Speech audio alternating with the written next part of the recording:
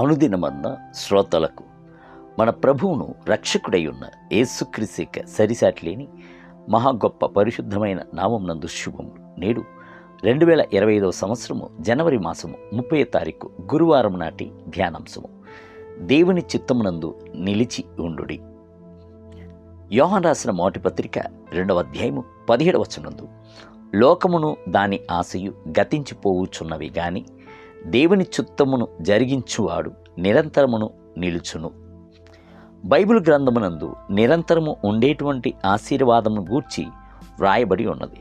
సహోదరులు ఐక్యత కలిగి నివసించుచున్నప్పుడు ప్రభు అక్కడ శాశ్వత ఆశీర్వాదమును, జీవమును సెలవిచ్చుచున్నాడు. 133వ కీర్తన 1-3 వచనాలు. యెహోవాను కాపరిగా కలిగి ఉన్నప్పుడు మనము యెహోవా యొక్క మందిరంలో చిరకాలము నివాసము చేసేదను. నిరంతరము నిత్య జీవము ప్రభు వాగ్దానము చేస్తున్నాడు. యోహాను సువార్త 17వ అధ్యాయం 3వ వచనం. పైన చెప్పబడి ఉన్న వచనమును గమనించుడి. దేవునికి చిత్తము చొప్పున మనము చేయవలెను, అప్పుడే నిరంతరమును నిలిచి ఉందుము.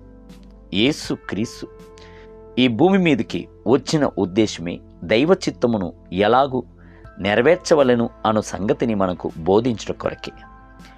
ఆయన భూమి మీదకి వచ్చుటకు ముందుగా నిత్యత్వమునందు తండ్రిని చూచి, దేవా, నీ చిత్తము నెరవేర్చుటకు ఇదిగో నేను వచ్చి ఉన్నాను అని చెప్పాను. హెబ్రీయులకు రాసిన పత్రిక 10వ అధ్యాయం 7వ వచనం. ఆయన యొక్క పరిచర్యయు క్రియలను తండ్రి యొక్క చిత్తమును నెరవేర్చుచున్నట్లుగానే ఉండేను. నన్ను పంపిన వాని చిత్తము నెరవేర్చుటయు ఆయన పని తుదముట్టించుటయు నాకు ఆహారమై ఉన్నది అని ఆయన పలుమార్లు చెప్పాను. యోహాను సువార్త 4వ అధ్యాయము 34వ వచనం మరియు 6వ అధ్యాయము 38వ వచనం. ఆయనకంటూ ఒక సొంత ఇష్టం ఉండేను. అందరి వలె ఆయనకు స్వచ్ఛిత్తము ఉండేను. అయితే ఆయన తన యొక్క మనస్సు, శరీరము కోరుకున్న వాటిని చేయక సంపూర్తిగా తన యొక్క చిత్తమును తండ్రి యొక్క చిత్తమునకు సమర్పించుకొనేను. నా అంతటా నేనేమీ చెయ్యలేను, నన్ను పంపిన వాని చిత్త ప్రకారమే చెయ్యగోరుతును గాని నా ఇష్ట ప్రకారము చెయ్యగోరను గనుక అని చెప్పాను. యోహాను సువార్త 5వ అధ్యాయము 30వ వచనము. సిలువ చెంతకు వచ్చుచున్న సమయము వచ్చినప్పుడును ఆయనను నా ఇష్టము ప్రకారము కాదు గాని నీ చిత్త ప్రకారమే కానిము అని అప్పగించుకొనెను. మత్తయి సువార్త 26వ అధ్యాయం 39వ వచనము మరియు లూకా సువార్త 22వ అధ్యాయము 42వ వచనం. యేసు తండ్రి యొక్క చిత్తమును చేయుట మాత్రముగాక మనము కూడాను తండ్రి యొక్క చిత్తమును చేయునట్లుగా మనకు బోధించుచున్నాడు. తన శిష్యులకు ప్రభు యొక్క ప్రార్థనను నేర్పించుచున్నప్పుడు, నీ చిత్తము పరలోకమునందు నెరవేరునట్లు భూమి యందును నెరవేరునుగాక అని ప్రార్థించినట్లు చెప్పాను. అవును, భూమి మీద దేవుని చిత్తము నిశ్చయముగానే చేసి ముగించవలెను. దేవుని చిత్తము చేయుటకు మిమ్ములను సమర్పించుకొందురా. కొన్ని దైవ చిత్తములను దేవుడు మనకు తెలియజేసి ఉన్నాడు. మీరు పరిశుద్ధులగుటియే దేవుని చిత్తము.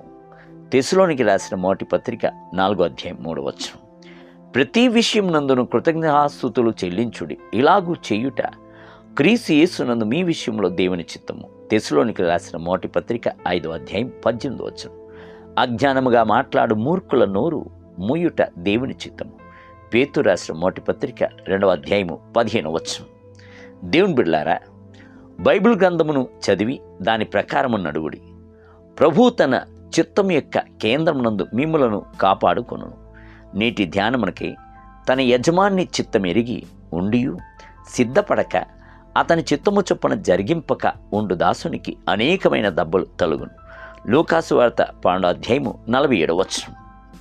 నేటి వేద పఠనము ఉదయం నిర్మాకాండము 23 మరియు 24 అధ్యాయములు. సాయంత్రం మత్తయి సువార్త 20వ అధ్యాయం 1 మొదలుకొని 16 వచనం. ప్రభు ఈ దినమున మిమ్ములను ధారాళంగా దీవించునుగాక. ఆమేన్.